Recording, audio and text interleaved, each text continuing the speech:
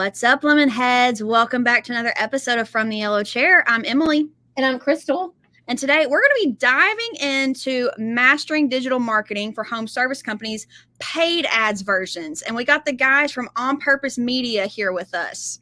Y'all know, listeners, y'all hate PPC as much as the rest of us. You dislike it, but really I think it's just a bad case of like what I think I don't like about PPC. So we're really going to dig in. We're going to get down to some basics and then to go a little bit deeper than that. I can't wait to sip some lemonade. Let's do it.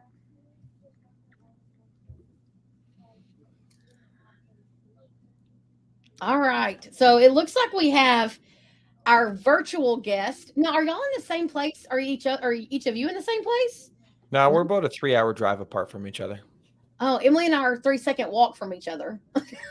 I mean, in our virtual office, because our team is fully remote. Like we're all over the place. We actually have a virtual office, and it's probably about 3 seconds for me to click to go to Evan's office. Oh, that's fun. That's fun. Yep. Awesome. Well, listen, we're really excited to have these two guys. Y'all probably know them. Those of you that are in the podcast world of HVAC and plumbing for contractors. So I want you guys to tell us a little bit about who you are and why anybody should listen to you two. Well, for my beautiful face is the only reason that they should listen to us. And I guess Evan's wisdom would probably help out. Well, so if you're watching this, if you're watching on YouTube, you'll see that Thaddeus has changed his now on his screen to Thaddeus, but he was I am awesome. That was his in all caps. In all caps, yes. So yes. Make it clear. Yes. His name yeah. Look, I mean, so one of the things that we have On Purpose Media as our marketing agency, our podcast, HVAC Success Secrets Revealed. And when we started our marketing company, one of the reasons that we had a big frustration with digital marketing companies, we were in the print side of things before. We were chatting with business owners from all different types of niches, and there were always some level of frustration. There were some that had great things to say about the digital marketing company, but by and large, it was a lot of frustration because there was a lack of honesty and transparency in the marketing companies and what they do. And so we're like, screw it, let's just go for it and start a marketing company based off of honesty and transparency. And that's really where it came from in the marketing space or agency space itself. I love y'all's name, On Purpose Media, and like I feel like there's like some story or even just some like mission and stuff behind that. Can y'all tell us a little bit more like about the name or how y'all developed that, or like this is how we're gonna go to market? Yeah, we were going back and forth on what a good name would be. We didn't even really know. I mean, it was our first kick of the can of running our own business, and we were just throwing around a whole bunch of different ideas. And Evan talked about one of his holdco. They have a holding co, and it's On Purpose Enterprises. And I'm like, On Purpose, that sounds really good. I think we can build around that. Can we take it? He's like, yeah, sure. He's like, it's different than On Purpose Media. And so we're like, we can be off self and on purpose.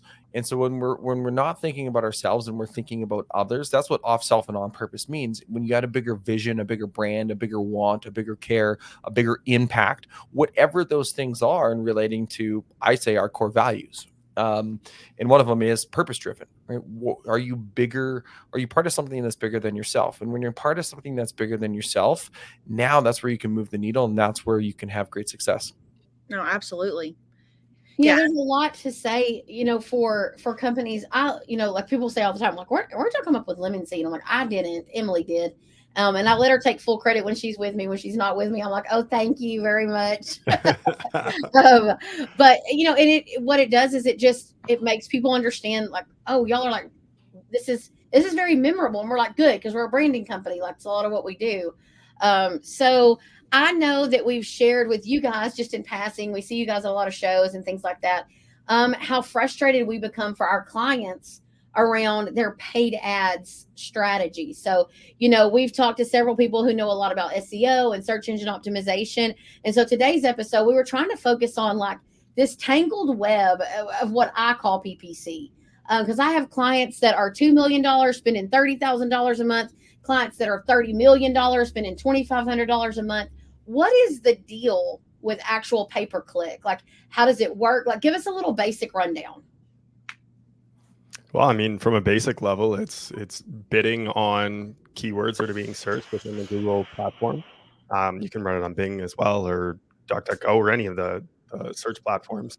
But it's bidding to try and get in that top spot, which the data shows from different software companies that about 11 to 12% of people are clicking in the paid ads section. So when they're searching for AC repair near me, or plumber near me, or electrician near me, about 12% of those clicks are going to the ad section itself. The thing that I like to paint the picture of with clients when we're talking to them is, one, you want to own the SERP, or the search engine result page, right? So the local service ads, the paid ads, the Google Map Pack, and then the organic rankings down below. If you're not in number one in all of those spots, but you are showing up in every one of those spots, what is the likelihood that someone is going to click on you when they're consistently seeing your name? I would like to think those results consistently go up, right? And so being able to dominate that page in your area is going to be incredibly important, and the paid ads part is a part of that. The other part is looking at, well, what is the psychology of someone who's clicking on an ad? Well, they're too lazy to scroll down the page. Imagine that. Right? And so what type of a buyer profile is that? Well, that's someone who's not wanting to do the research. They just want someone who can solve their problem now. Quickly. Right. And so is it worth it to spend a little bit more to get that lead in the door? In a lot of cases, it's yes. But something else that we can talk about as we go through this is looking at, well, does it make sense based on the business units that you have and how efficient you are at booking those jobs, how efficient you are at selling on those jobs, et cetera. So we can You'll hear me say this a lot too. Like, this is a partnership. So like you really can't just give things to vendors. So, Lemon Seed is like a marketing coach. We sit in between the contractor and their vendor partners, and we help facilitate their branding and all of those pieces. So a lot of times we deal with multiple digital vendors, multiple digital vendors, and they all have a different style. But one of the biggest common factors is lack of contractor engagement with the vendor. So a lot of times I'm like, so how is this X amount performing for you? And they're like, they try to make me get on a meeting, but I hate meetings and I don't really know what to tell them, but it doesn't work. I was like, yeah, so that's not fair, because they're using best practices, but they don't know the intricacies. Like, you were down 2 technicians, you couldn't answer the phone, you were down CSRs. All of those things are very important to the overall success. Right. And it's not as simple as they think. Right. 100%. Or they just think like, hey, I can just throw more money on this, even if I don't want to, but just like, it must not be enough spend. But you're right. You got to get to the core of the problem. It doesn't matter how much money you're spending if you can't operationally execute on these leads. Right. Well, and you think about the consumer experience that's going to go through if the person clicking on that paid ad, as Evan had mentioned, well, they're too lazy to scroll to the bottom. They don't really want to do the research. So when they go to your website or a landing page, if you're just sending traffic to your routine website, but it's not designed to speak to their pain point, what they're looking designed for SEO, it's designed for Google. Okay, well, is that person actually going to convert on that page, right? The other part too is if they call, what's the experience like when they land on there? What's the operational aspect of things? Are you able to answer the phone right away? Because if you're not able to answer the phone right away, like right when they call, they're gone. They're moving on to somebody else. It's hot outside. They want their air conditioner fixed, right? It's cold in Canada. They want their furnace back on. So one day I told one of my clients, I said, gosh, from 11 to like 1:30, like anybody that calls during that time, like you're not booking them. I don't know what's going on. He's like, yeah, my answering service. I was like, wait, time out. Your answering service. He's like, yeah, my phones roll and I'm like, number one, that's ridiculous. And number two, you got 2 problems. Number one, you got somebody taking advantage of a lunch hour. And second of all, you got a answering service that is either they don't understand what their why is, like why they are answering the phone, or there's some sort of other issue. And then also on your Google local services, like you don't answer the phone. Like, why? None of these calls were booked from the weekend. Yeah, we don't answer the phones on the weekend. It all goes to an answering service. I'm like, or to an answering machine or to a voicemail. And I'm like, okay, what? Like we're just paying for stuff, but we're not actually going to do anything with it. And then we're like, this doesn't work. Yeah. And I'm like, that is a lie. It's a lie. And what it is because we don't want to give. Number one, let me defend contractors. We don't know what to do sometimes. So we just automatically assume that it's y'all's fault or my vendor's fault. And so the first question I say, they'll say, well, I'm spending like $10,000 a month and I'm just not getting anything for it. And I'm going to say, how do you know that? How are you measuring get anything for it? What's that mean? And odds are I'm going to get a collection of, well, my Service Titan doesn't show any revenue. Or they're going to say, well, just nobody ever says. I was like, yeah. So have you ever told someone, hey, I'm calling your company because of a pay-per-click ad? Is that what you say? No. Okay. So the rest of the world doesn't either. So they probably said Google or something. And so they're like, oh. And then before we know it, I told Emily, like, I tell this to my clients too. We try to be like foster parents. Our goal is unification, right? Our goal is to unify the partner, the contractor vendor relationship, not destroy it. So I'm not here to destroy a digital company. I'm here to figure out what they need from us as the contractor to make our relationship better. And if everybody started approaching it that way, don't get me wrong. I mean, sometimes I'm like, okay, this person, these people aren't prepared for the HVAC industry. That's normally how I get my way around saying these people are terrible. It's like they're not really suited for our industry. But yeah, a lot of times it's really because there's just zero communication because the expectations were not set clearly up front a lot of times. And I think contractors are bad about like feeding off each other. Like they get one little horror story and that horror story like dives into this much bigger monster and they just share and everyone like hones in on that negative aspect of it and they get so scared and distrusting of it and stuff. And so we see that a lot. But so how do you guys like develop your strategies and like how would you coach your clients to like, hey, here's how we're going to have a successful digital marketing approach? Like what does that look like with you guys? Well, I think one of the things is making them aware first and foremost, and this is something that both of you touched on, is you don't know what you don't know, right? And people think that ignorance is bliss, and I've said this time and time and again: ignorance is not bliss; ignorance is pain. Ignorance is expensive. It's incredibly expensive, right? And especially when it comes to PPC and ads, like it's so easy to lose your shirt over PPC because it's expensive. Yeah, so I have a client that's in what I would call a metro, not a major metro market, but they're near the Austin area. And we were talking to them and they rebranded and we were just visiting. And she said, you know what? She said, I'm spending about $20,000 a month in pay-per-click. And I was like, okay. She's what, $4 or $5 million contractor and plumbing only too. So, I mean, not really, that's not a super small plumbing shop, right? So I was like, okay. So in my mind, I was like, man, you hate to really rock a boat because something got them to be $4 million plumbing shop. So I'm like, man, I really hate to rock the boat. But the more and more I dug into it, the directional read off of their actual ROI was extremely hard to align because I was like, man, how much of this is just so much exposure? The homeowner seeing so much of the ads that they then go direct search. Like there's a lot to say there. So she was like, I don't know that I can see this. I think I'm way overspending. And she might be, but we don't have near the data that we need to really say if that's true or not. And you can't really go back in time either. So now you have to start measuring. Like it's a hard pill to swallow sometimes. Like, have I been a fool for 2 years? Like way overspending. But then to spend that much, to spend 50, like if you had a 10% budget for marketing, yes, you know, that's $400,000 and she's spending $240,000 a year on PPC. Yes. Like that is an incredibly large percentage all bucketed into one tactic. Yeah. Exactly.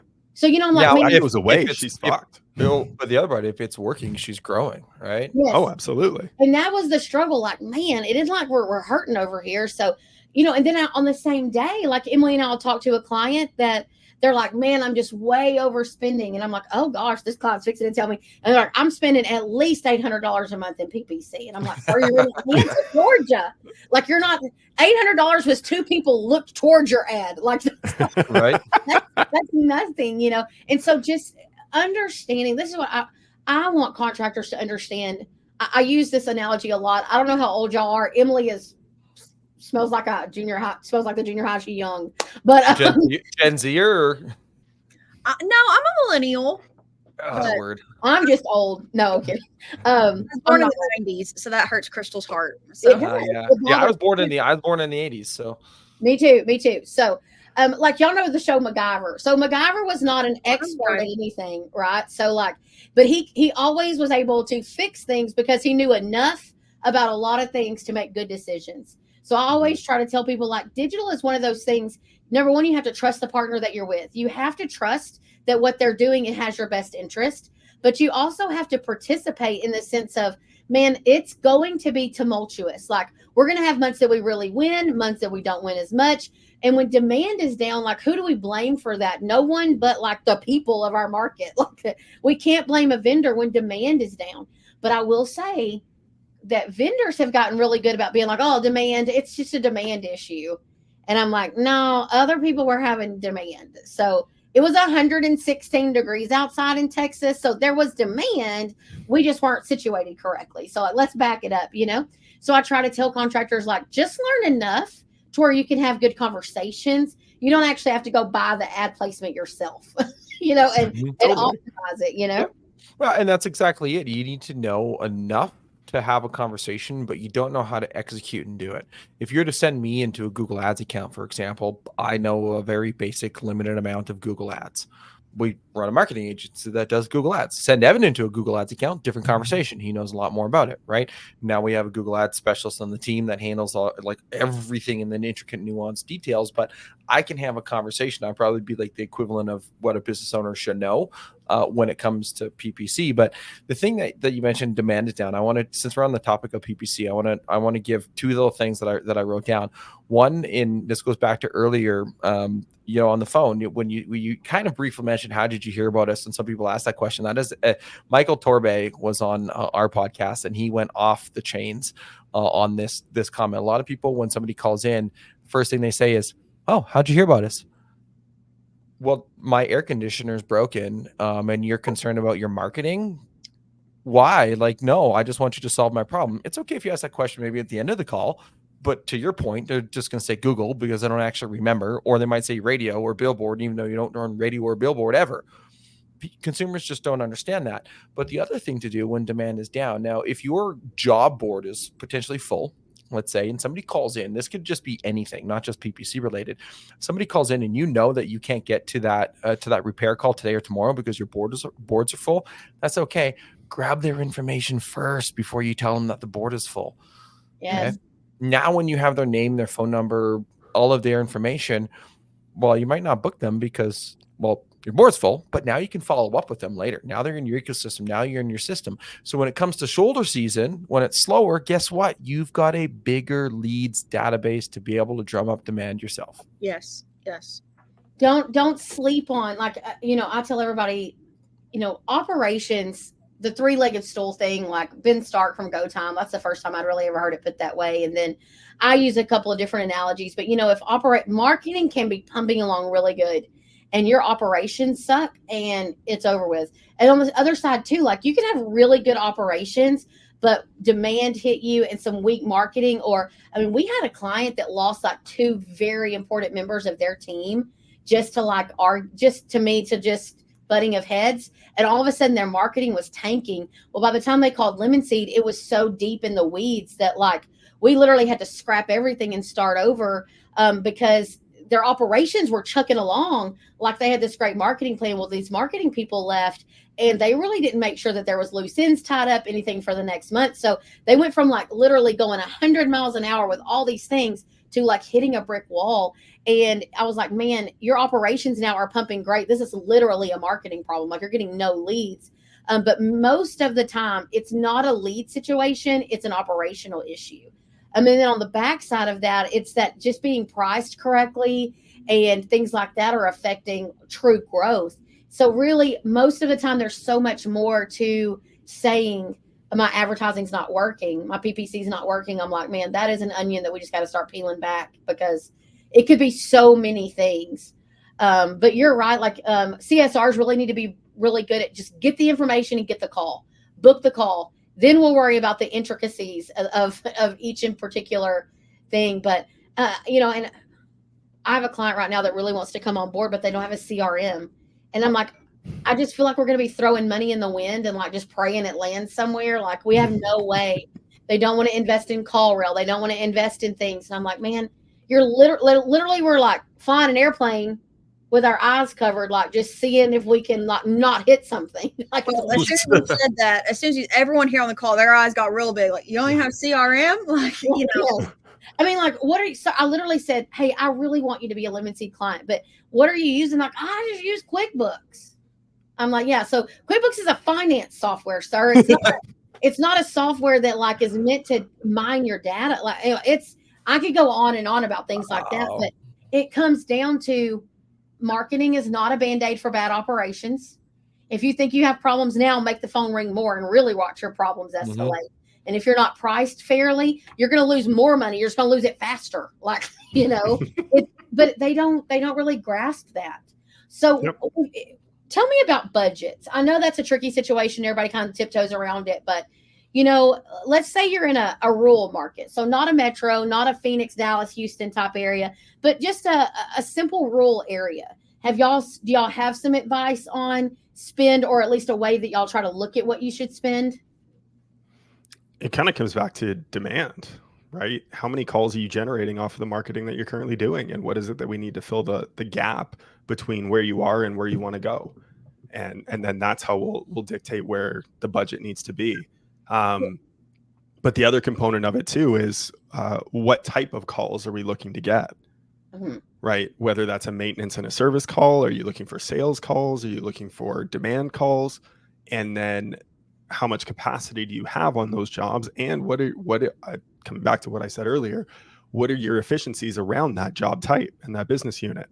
Right? Because if we get into Service Titan and we start pulling reports on what your booking rate is on a demand call, and if that number is 30% less than what it is on a tune-up call, well, maybe we don't want to spend there because you're not able to get those jobs on your job board, right? We had one client where their repair average ticket was $300. Well, when you're in San Antonio and the average CPC in the summer, you're looking at $100, $150, $200 a click, not a conversion, not a call, a click. It doesn't make sense to run that job type for them because they weren't turning over leads. They had a great technician who was masterful at repairs, and he didn't want to sell. Well, that doesn't translate to running a lot of repair calls. Vice versa. On the flip side of that, though, they had a tune-up technician whose child suffered from asthma. So big believer in IAQ equipment. They could sell it without even trying. Why? Because they told their story and they talked about it and they could relate to people. So they had a $2,400 average ticket on maintenance calls. So we went after that all day long. And those calls tended to be a little bit cheaper. So we were getting a better ROI, a better return for the client. They were happier. We were able to fill up their job board the way that they wanted and generated more revenue out of the dollars that they had to spend. But it had to be like an analysis and like self-reflection of like, well, I just want the phone ring. That could be a blanket. Like just any call is a good call. But like what you're saying is like, you have to, one, know your numbers. What are you looking for that you can determine what that gap is to develop your budget, what type of call. And so it takes a lot of self-reflection. I know it's kind of like contractors, like, is it the chicken or the egg? Like, do I have to do the marketing first so that I can get the calls, or I have to have some calls to know what I'm looking at, what I'm missing here, things like that. But it definitely takes that conversation and that coaching to help guide them and educate them. Here's how we're doing it. Here's why. I mean, our goal is to get them to spend less, not more. Yeah. Right. Yeah. How can we get more through the door for less? When we always start, like we know at Lemon Seed, we're building out quarters at a time for the most part, like quarterly promotions around the replacement of a heating and air conditioning or plumbing system, maintenance, and then service and repair. So what can we do to actually be the one someone picks for service and repair, IAQ, and then any other additional services like if you're a dryer vent cleaning or generators or whatever. So we're trying to run all four of those because, man, if we all of a sudden, let me get a hold of a good lead magnet for replacement, and I'm going to come for like cut everything else because I'm going to make so much more money off of those. And it's just, again, it goes back to the importance of an active, engaged relationship with your digital partner and making the meetings and communicating with those things super well. So here's another question that I get a lot. So if they were going to start, let's say they didn't have a large advertising budget. And so they invested in a website with good SEO, they were starting simple. And then they're like, well, when should I do paid ads? When should I? Right? That's a loaded question. Yeah, I mean, it's so dependent. Yeah. That's just it. You're going to get a marketer's favorite answer, which is it depends. Yes. Right. It's our go-to for everything. But it depends on, number one, let's go back to market size, right? So I tell everybody, if you're a brand new, fresh company starting off in Phoenix, you probably can't really even, not only are you not even playing in the basketball game, I don't even think you can afford to park in the parking lot at the arena of the basketball game. So like, what should someone do? So if they've got a website, they're starting SEO, what should they do for immediate lead capturing? Like a PPC. I mean, depends if they have budget coming in too or not. Do you have investors behind you? Do you have previous experience running the business or not? Right. If you're coming in from having been a general manager in a business for 10 years and now you've got backers and financial backing to be able to hit the ground running and go hard, well, you know what? You could probably spend money on PPC because now you have the financial backing, plus you have the acumen to back it up. If you're brand new and you're green, you're a tech and you turned into a business owner because you want to run your own business, well, you probably don't have the financial backing. You might not necessarily have the experience. And so PPC might not be the right fit for you at that moment in time until you shore up your operationals. So Emily and I talk about this. I call it the little like lemon seed cocktail of success. So I'm like, SEO, we got to have a glass to put this in. Okay. So like, if you don't have a website that's good SEO, that looks good, everything else is going to struggle. So the next thing that I try to get is like, you got to get verified for Google local service ads, because I felt like Google local service ads was Google's attempt at like evening the playing field a little bit more. Like, it's super hard to really be totally kicked out. You know, as long as you stay relevant, you should show up. And then PPC is like literally just the garnish, like just a nice piece on top. And so not always can we add garnish yet. Like, we might need to sit over here until we get some revenue, because I see people all the time like, well, I'm putting $350 towards PPC. And I'm like, man, you might as well just burn that $350 up with a lighter. Like, it's not even worth it, you know? Well, here's a better use of your $350 is go print off a whole bunch of door knockers and flyers with a tune-up offer if you're good at tune-ups or whatever your offer is. And every time you're at somebody's house, well, do you go drop those 5 to the left, 5 to the right, and 5 across the street, doing the cloverleaf pattern from that? Or do you have more time than you have money? Well, if you've got more time than you have money, well, then guess what? Go print off even more of those and just go hang them up on doors, right? Okay, you're using that time to be able to get out there. But again, it's also about repetition and frequency on that. So again, if you're going to do jobs in that area, well, then maybe go back to that same area and go again another month to be able to continue to hit something with an offer that is good for that. One offer that's actually good in terms of like the aspect of things is not necessarily offering a specific tune-up, but hey, we were just at your neighbor's house. Let us know if you see any dirt or debris or anything on your area. We'll come back. We'll fix it for you, right? And so now you're not actually selling anything. You're just giving them something that is a food for thought. Like, hey, that company was caring. Wow. Yes, like they were so nice. They made sure that no trash blew in my yard. I mean, I agree. So, you know, we push a lot of like community things. So the other day I got this contractor. So he's 20-year-old company. He's going to do about $3 million. And he calls and he's like, man, for so long, I've just kind of coasted. 3 million was a good number for me. I was drawing a good salary. My team was happy. We really weren't pushing the envelope, but now I've really inspired. Like, I really want to hit the gas. I said, listen, you have done everything that you need to do to just be a good person, a good business owner. Now this is where we separate the men from the boys, because we are now going to complicate. It's going to feel expensive, because we've garnered everything that we can get from doing natural community driven referral things. And I tell this story all the time. Why do most multi-level marketing things fail? Well, because they run out of friends and family to harass to sell products to. So once you've sold to your friends and family, now you've got to really start working hard, and that working hard starts looking different. And so I'm telling everybody, like, I'm here for you. Like, we are going to come along beside you and give you tons of ideas. But when you hit the gas, it's a whole different kind of moving forward, because all of a sudden you're like, man, I'm spending this money and I can't see it. And I'm like, well, some of this is a marathon strategy, right? Like SEO, it's a marathon approach. Like it's long-term, short-term sprints, like clover leafing these houses with yard signs and things like that. But by the time I tell them that, they're like, okay, I'm overwhelmed. You know, that's part of it. So, or they just don't think it's cool and flashy enough to do door hangers or yard signs or something like that. And then so then there's like, I just won't do anything. And you're like, please just do something. Something. Yeah. Yeah. Mhm. Well, and I'll tell you another thing that's really like firing me up lately. The other day, I get this again, 2 or 3 year old contractor doing like right at $1 million. I'm like, oh my gosh, you've done great, blah, blah, blah. He's like, yeah, but I've got to get on this rehash stuff. Like I'm watching all these people and they're making money. And I was like, yeah. So you understand that is their database. How many people are in your database right now? Oh, I probably have 200 or 300. Yeah. So that is one campaign for 1 month and you're done. Like you need to have like 5,000, 2,000, or else there's nothing to go to. Like you're going to a well that's dry. And I'm like, man, social media messes people up. They live the life of like, look what they're doing. I should do that. So like, let me come spend $10,000 in PPC. I'm like, sir, you don't even have a brand. Like the name of the company is still your name. Like we need to do some more work, you know? And they're just following like anyone and everyone that's out there and like the newest and latest and greatest. And when my brother was running McWilliams and Son, I used to be like, so like, oh, let me investigate that. What is that? And I would get frustrated with Trey because he wouldn't do the new things very quickly. And he was like, listen, I'm going to let these other people jump. And if any of them come back up to the top and don't drown in it, then I'll look at it. But you got to he's like, I'm not going to be a tester of some of this stuff.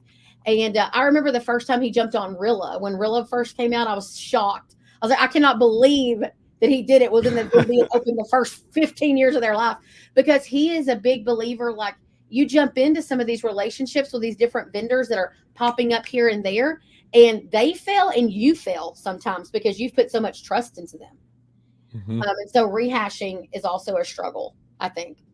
Yeah, no, I mean, any type of advice that you see online is a struggle. And as Thad put in the private chat, the gurus that are out there and the things that they profess. But we had one of our clients reach out to us and say that we weren't doing our job because he should have 500 pages on his website was what someone told him.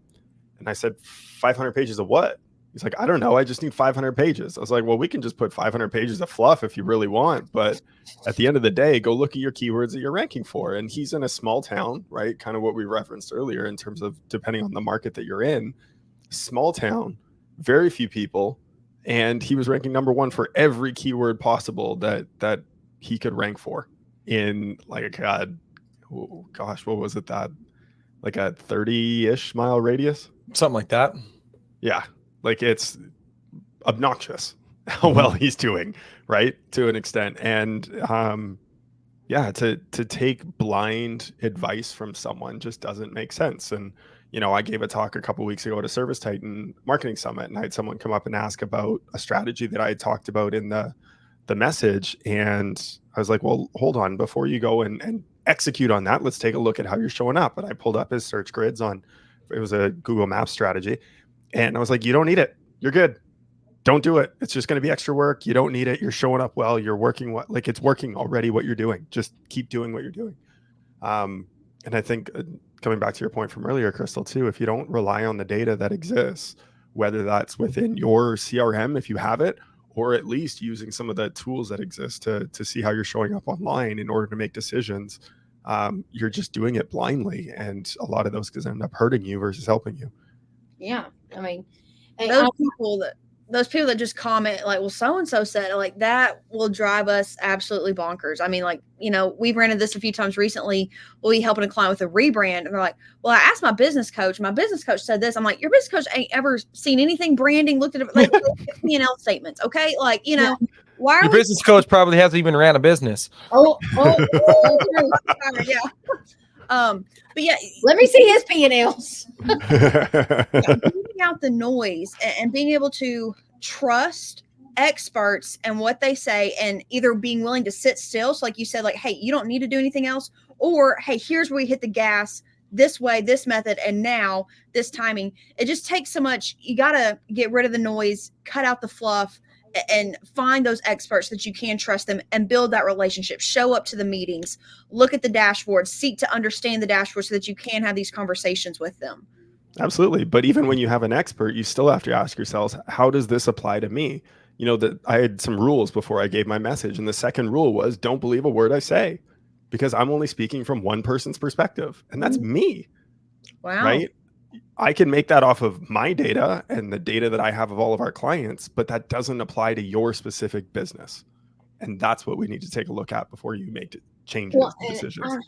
I know that on purpose, like you guys have this like commitment to transparency and like this purpose-driven strategy kind of that you've talked about. Like, what is transparency? Like when you guys say that, what does that mean exactly to a contractor, that to just a basic good old contractor? What does that mean, transparency from my digital vendor? It means you own your shit. Well, yeah.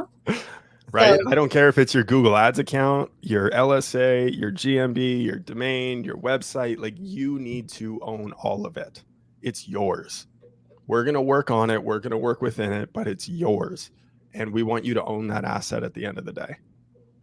It also means that we're going to pop the hood whenever we need to, right? If you want to ask questions about what's going on in your Google Ads account, we'll show you. We show clients where the change history is in Google Ads. So you can see if we've been working in your account or not. Right? Everyone can access that as long as you have read-only access into your Google Ads account. Because I know some marketers, they don't want you to make changes in it, and so they'll give you read-only access to it.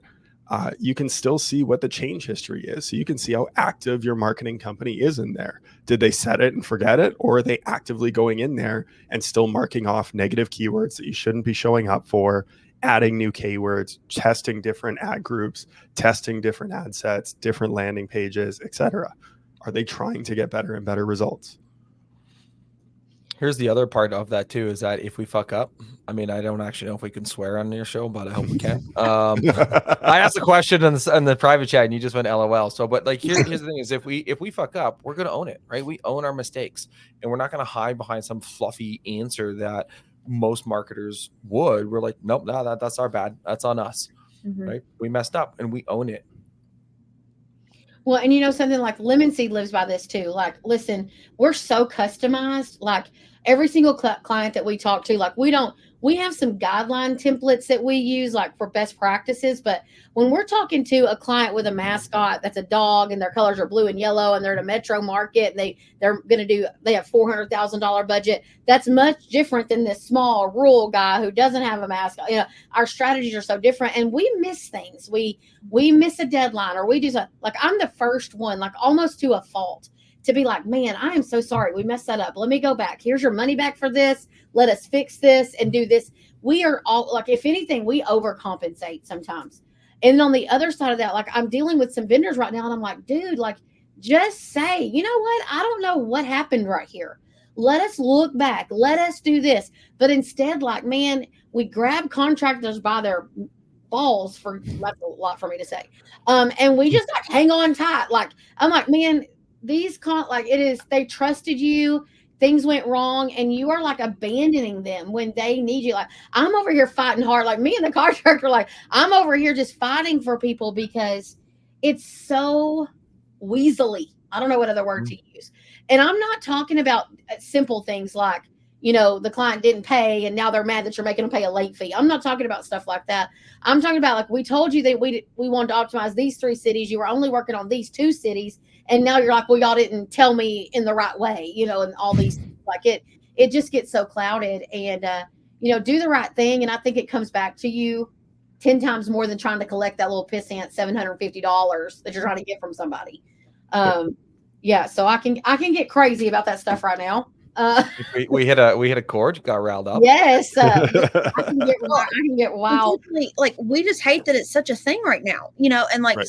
that we are literally battling for our clients with some of these digital vendors, and like it is just mind-boggling. It's just like, why would you be so strict on your own, but like when you are wrong, and then also being so willing to burn that bridge. I mean, I think we all know here, like, all these bridges connect in this industry, and you are burning that one and not allowing for them to ever come back or for you to get anyone else, you know? And so it can just be mind-boggling to us a little bit, but yeah, the transparency and the willingness to kind of open up the hood and then just like admitting when you're wrong. Like, I think that's huge. And I think that's something that contractors can relate to, but then will appreciate, and you will earn that trust so much more when you're able to do that.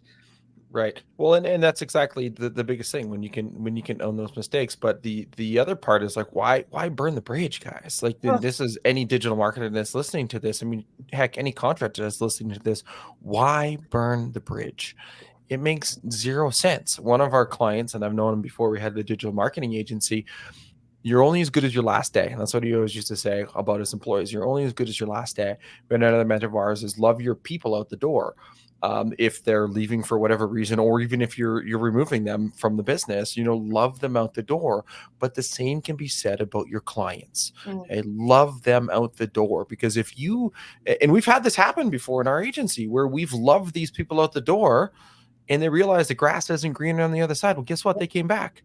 Yep. If we would have just said, nope, bye, have fun, you don't own your stuff, well, guess what? Yeah. We're never going to get that person back. Yeah. No. And they tell others, and like it is Mhm. a small world. Like, I just think there's so much more power in being transparent and being honest and building relationships with each other. It's still business. Like, there's still things that might happen. But at the end of the day, it's more about exactly like how you left. Like, we have the best onboarding ever. And we were like, you know what? We need the best offboarding ever as well to make sure that those things go great. So, well, guys, thank you so much for joining us today. Hey, if people wanted to reach out to you guys, like for specific services, how can they reach out to you for that? You put a letter in an envelope, you attach it to the carrier With pigeon, envelope. they fly it up to Canada, they land on the dog sled, the dog then takes it, and then they drive it up to our igloo. Perfect. Can you Okay. share your phone number with us? So we can do it that way, speed that up. Right. Onpurposemedia.ca is the website. You can also find us on both Evan and myself. We're pretty active on Facebook. So you can just search our names and find us that way too. And you guys or you can shoot us a text. You can shoot us a text at 719-824-1377. Okay, awesome. That might be a little bit quicker than the carrier pigeon option. Well, thank you guys for joining us today. Really great hearing your guys' philosophy and insight to digital and stuff. And I'll share one quick little story. And so we see these guys a lot at shows. And so I got to meet Thaddeus in person for the first time at a Women in HVAC event, which was because Crystal is a Women in HVACR board member. I am also by auxiliary, I feel like. And so they had forgotten to put up a banner that had all of their major donors and, people that give them tens of thousands of dollars. They need this banner up. And so like it's the evening event. I'm in a beaded gown, high heels, things like that, struggling to get the banner up. It's 8 foot tall. We need the pole. Thaddeus sees the struggle over here. So he rushes over to help me. Another friend jumps in. She breaks the pole in half. It was quite a bit, behind the thing. But we eventually got it up. But it just goes to show like, hey, you guys are good people. They saw us at a show not too long ago, struggling with the recording podcast, and like, oh, just turn this knob. I'm like, thank you, needed that. But you guys are good people and looking to help make a difference to contractors. And like you said, beyond just yourself, like that's your whole goal and your whole purpose on Purpose Media. And so really appreciate that about you guys. You're very welcome. And we fixed it with duct tape of all things. Yes, duct tape. And it might not have been straight after we fixed it, but hey, you know what? It got put up. So That's right. It was up. Done is better than perfect. 100%. Yes. And also make sure you guys go check out their podcast as well. HVAC Secrets Revealed. That's what I call it. Is that the correct name? HVAC Success Secrets Revealed. Yep. You can hit it on our website, onpurposemedia.ca/HVAC Revealed. And we'll go to there, or just onpurposemedia.ca, and you'll see it on the top middle on the menu bar. And they're braver than Emily and I. Like, they go live a lot. They do lots of cool things. So make sure you're checking out their social channels. Well, guys, thank you so much for listening to another episode of From the Yellow Chair. If you loved what you heard, we'd love to have a review.